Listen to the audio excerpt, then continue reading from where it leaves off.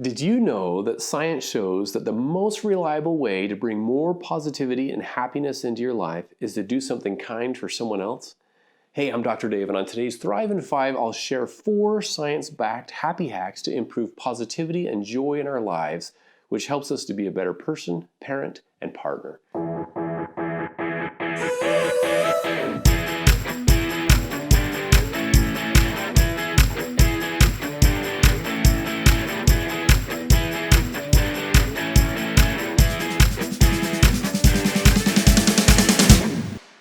One of the biggest crushers of happiness and positivity, and that is comparing ourselves to other people. I believe it was Theodore Roosevelt who said that comparison is the thief of joy. If you want to bring yourself down fast, just start comparing yourself to others and think about all the things you don't have that you wish you had. Or start taking things for granted or feeling entitled. Instead, this first happy hack does just the opposite. It is genuine gratitude. One scholar said this: gratitude is more than a feeling. Gratitude implies humility, a recognition that we could not be who we are or where we are in life without the contribution of others. Being grateful is an acknowledgement there are good and enjoyable things in the world. Now, Robert Emmons goes on to say, gratitude is literally one of the few things that measurably change people's lives. I love that, and it's true. And not only does gratitude feel good, but it's also motivating. When we feel grateful, we want to share the goodness we've received with others. So try to make a habit of slowing down and feel more gratitude for what you already have in life. The second part is then doing something about it. Express your gratitude in a journal or show appreciation for others, and be specific. Even as a parent, you might think about your children and how grateful you are for them.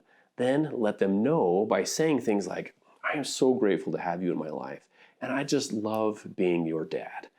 I'll put a gratitude plug in for what I use. It's an app called the 5-Minute Journal, and I love it. You start your day in the morning with a reminder to jot down 3 things you're grateful for. Check it out. It's a great one.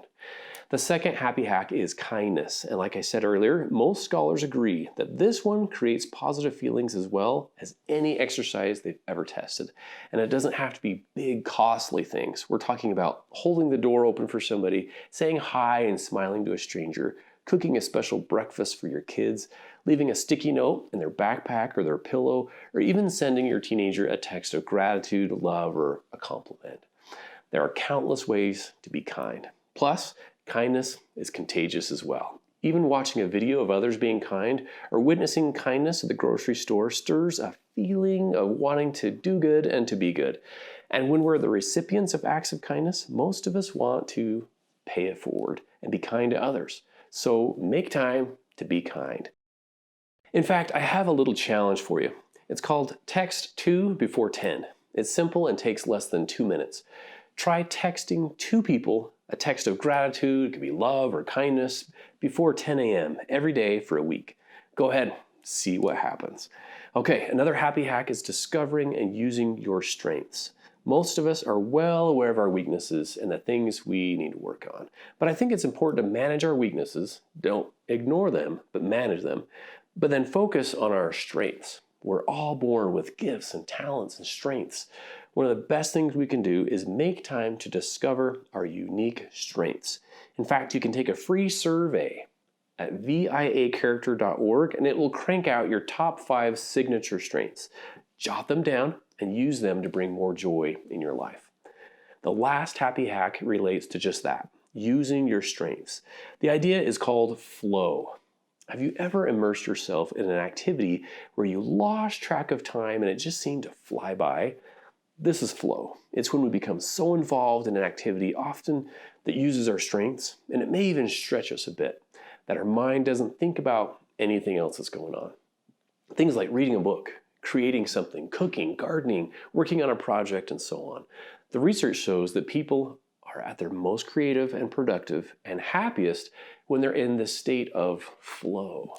So what is it that you love to do that takes all of your attention and uses your strengths? Discover it and make more time for flow in your life.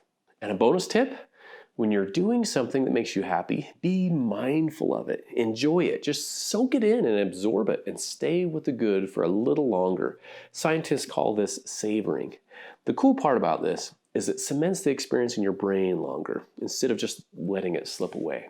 So stepping back for a second, remember that improving positivity in your life through these happy hacks creates an upward spiral that opens our minds and broadens our perspective and helps us manage the stresses and challenges in our lives in healthier ways. Plus, when our attitude and mood improves, it leads to better relationships at home and at work. For more information, visit relationships.usu.edu.